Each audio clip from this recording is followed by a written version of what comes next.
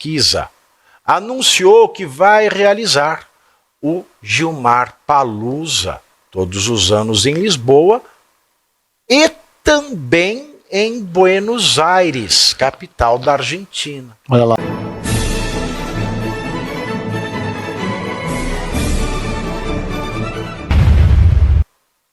Mas olha que interessante isso aqui, Rodolfo. O IDP, que é um instituto da dupla penetração, que é o Instituto Brasileiro de Ensino, Desenvolvimento e Pesquisa, anunciou que vai realizar o Gilmar Palooza todos os anos em Lisboa e também em Buenos Aires, capital da Argentina. Olha lá. A primeira edição do Fórum de Buenos Aires está marcada para os dias 5, 6 e 7 de novembro. O ministro Gilmar Mendes, que é um dos anfitriões do evento, disse à imprensa portuguesa que, aspas, a ideia é termos um diálogo sul-americano e eventualmente latino-americano. Gilmar está atualmente em Lisboa para o segundo Fórum Futuro Tributação, organizado pelo FIB, o Fórum de Integração Brasil-Europa. Ele disse que os responsáveis pelo Gilmar Palooza estavam verificando um déficit de diálogo com a América Latina e com a América do Sul. Por isso, decidiram realizar o seminário também em Buenos Aires. É um seminário que não é mais seminário, todos nós já sabemos disso. É o paraíso dos lobistas brasileiros. Será que isso tem a ver? É algum medo? Será que já quer se estabelecer em Buenos Aires? Eu não consegui entender esta mensagem, Rodolfo. Pavinato, eu tenho algumas coisas para perguntar sobre isso, até porque você teve em Lisboa, né? É um fórum. Sim, que estive. Todas as pessoas... Foi o espalha-roda. Você foi o espalha-roda? Foi o espalha-roda. Eu tenho algumas perguntas. Sem peidar.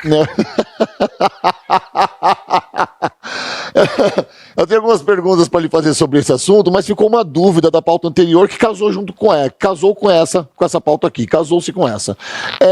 A questão do impeachment de um ministro do STF, que você bem disse aqui que jamais foi feito, jamais a gente já viu coisa desse tipo. Como que se dá o impeachment? Porque no seu raciocínio, parece que o ministro Gilmar Mendes ele já vem se ajustando para caso o Senado resolva fazer isso, ele está ali coberto de algumas ferramentas para que isso não aconteça. Como que se dá o impeachment? Como que se daria aqui no Brasil o impeachment para um ministro do STF? A lei 1079, a lei antiga, 1079 ou 1073? 1079, estou com ela aberta aqui. É uma lei antiga. Sim. Essa lei, ela diz o seguinte, para ministro do STF, qualquer um do povo pode fazer uma representação pedindo que se averigue o cometimento de um dos crimes de responsabilidade que está nessa lei, cometidos por ministro do STF. Por exemplo, julgar quando se sabe suspeito. No caso do Alexandre de Moraes, por exemplo. O Alexandre de Moraes está tomando decisões e julgando no caso da tal coação no curso do processo. Que coação no curso do processo? Diz o Alexandre de Moraes, através do seu funcionário, Paulo Gonorreia, que é o panaca geral do regime, o PGR, que o Eduardo Bolsonaro e o Paulo Figueiredo estão coagindo o Alexandre de Moraes a tomar decisões favoráveis ao pai de Eduardo, Jair Bolsonaro, através de sanções internacionais. Pois bem,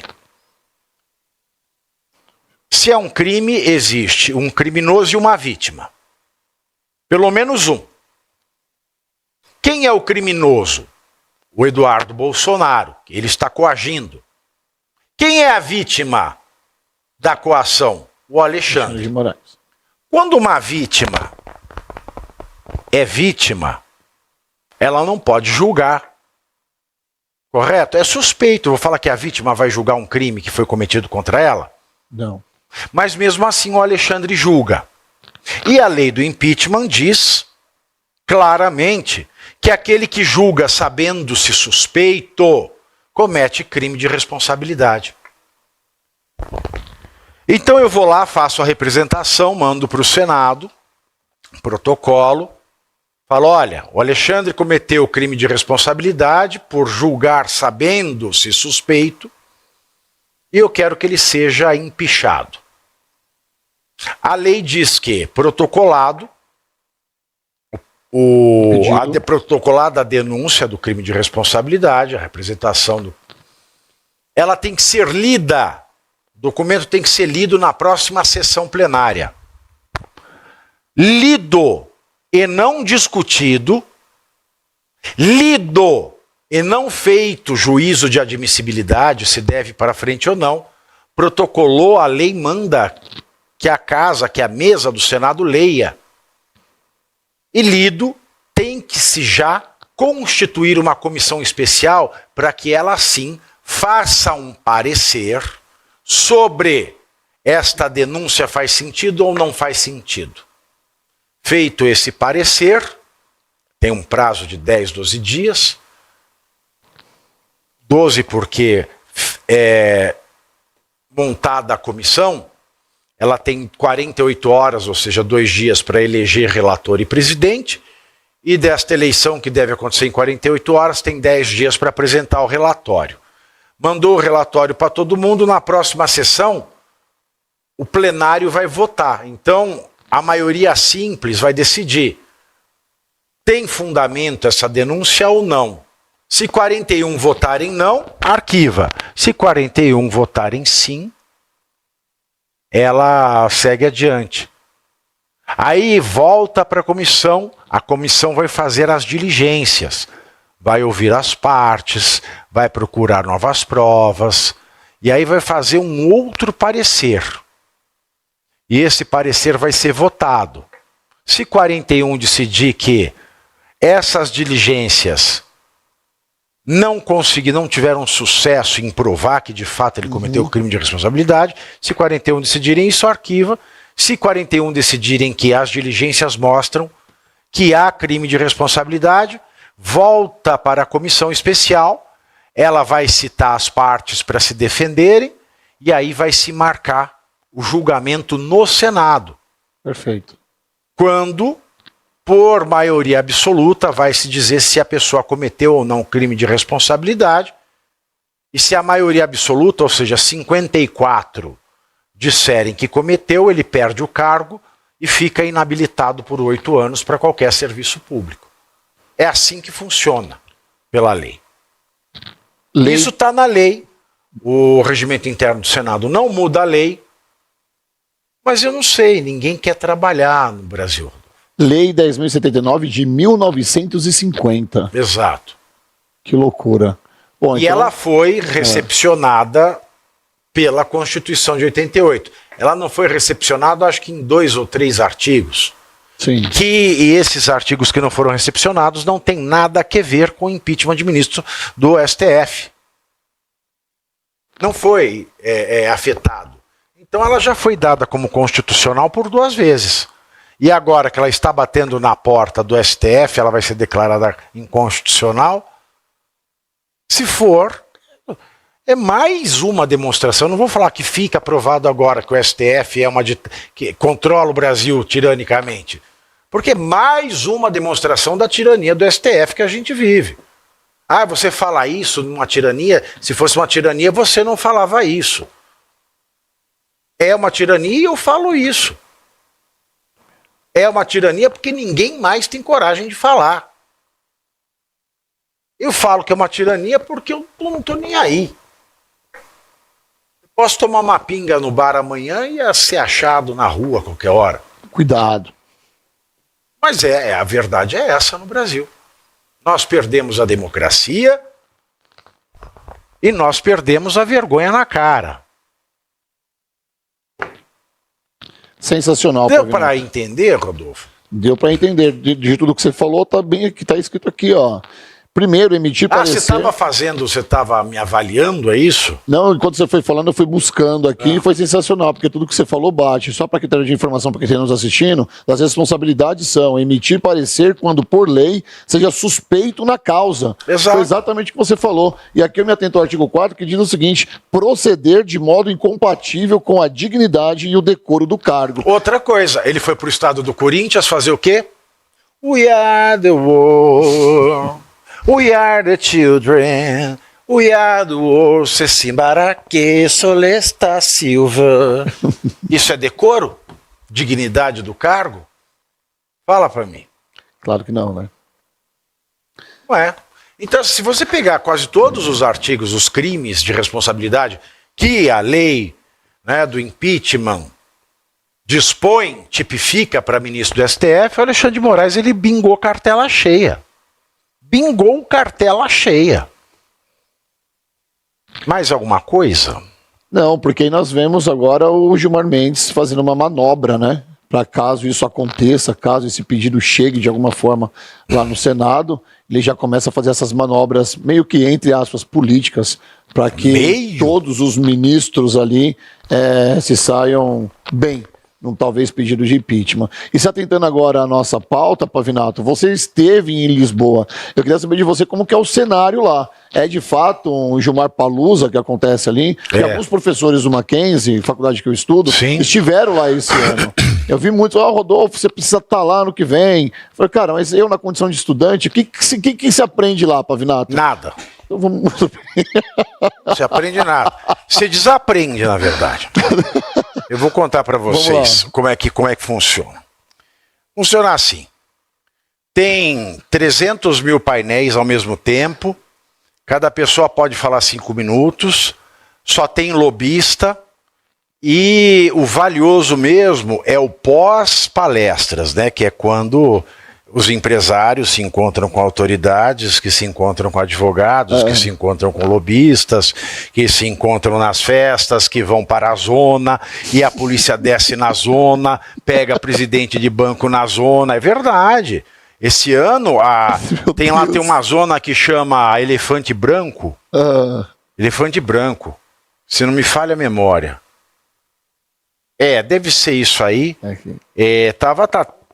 Muitas pessoas influentes, lobistas, foram tirados da zona pela polícia, mas não aconteceu nada com eles, por exemplo. Notícias de bastidores, são coisas... Não, isso saiu em todos os jornais. Eu vi a polícia tirando o povo da zona. Porque um diretor, um CFO de banco, virou para mim e falou assim, vamos para o Elefante Branco. Eu falei, eu sou viado, prefiro não ir. E aí eu estava passeando na rua, era 1h da manhã, aí eu vi a polícia judiciária, que é o equivalente à Polícia Federal lá de Portugal, arrancando o pessoal lá da Casa de Tolerância. Da Casa de Tolerância. Onde se vende amor. E assim, é uma contratação cruzada de gente, é só negociata. É mesmo. Aliás, 3 únicas falas que foram problemáticas para o evento, mas que foram as 3 únicas falas que tiveram, que ali se deu aula de direito, foi o ministro André Mendonça, que chegou, entrou, falou, saiu e não entrou em nenhuma festa. Foi muito profissional. Ele estava dando aula em Coimbra, foi para Lisboa, fez sua aula e foi embora.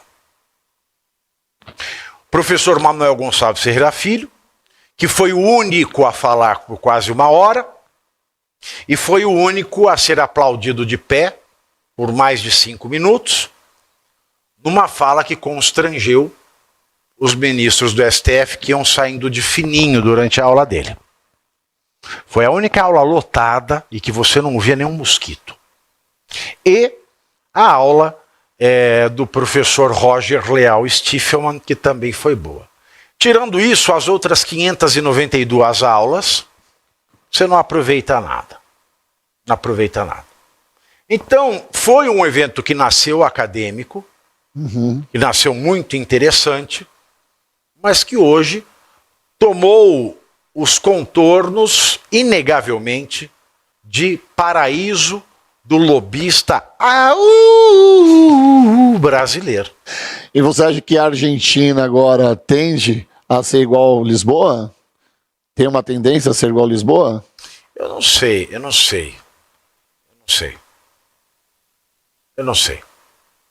Qual que é o interesse do Gilmar Mendes em fazer um evento desse aqui na Argentina? Fala pra mim. Os motores nem esfriaram ainda, porque foi agora em agosto, né? Foi agora, julho que aconteceu em Lisboa. Ele já quer fazer agora. É claro que é um evento muito rentável. Que não é gratuito, Esse dinheiro ele não está precisando, sabemos disso, né, Pavinato? O motivo ali pode ter certeza que... Eu não sei por quê, eu não sei por quê. Eu não sei. Eu não sei. Estou igual o Fagner, não sei por que insisto tanto em te querer. Não sei. Fica uma interrogação. Então, você aí de casa, tema livre, abra seu caderninho de desenho, página em branco e, não sei, pense o que quiser. Só não expresse, tome cuidado, porque nos dias de hoje, haja o que houver, pense nos seus filhos. Agora, de acordo com o portal Platô, aliados de Lula consideram que o processo de escolha de um substituto para... E você aí já está preparado para ter todos os argumentos para dizer que Marx não foi um cara legal, para dizer que o comunismo não é um lugar para diversidade, para desmontar essa grande fake news histórica da esquerda, que é repetida por nossos professores de história, de geografia, de sociologia, que é repetida nas universidades, que é repetida nos livros. Está preparado para dizer por que Marx não era um cara legal e por que todo marxista raiz também não é, e porque o comunismo é terrível. Você já leu nos Anais de Marx? Pois é, aqui nesse livro você vai encontrar tudo o que você precisa saber para responder aquele sabichão que diz que Marx é um cara legal, pois não é. Leia agora, nos Anais de Marx, a trolha do comunismo transviado para encaçapar idiotes. À venda em todas as livrarias do Brasil, pelo site ou nas lojas físicas. Não deixe de ler.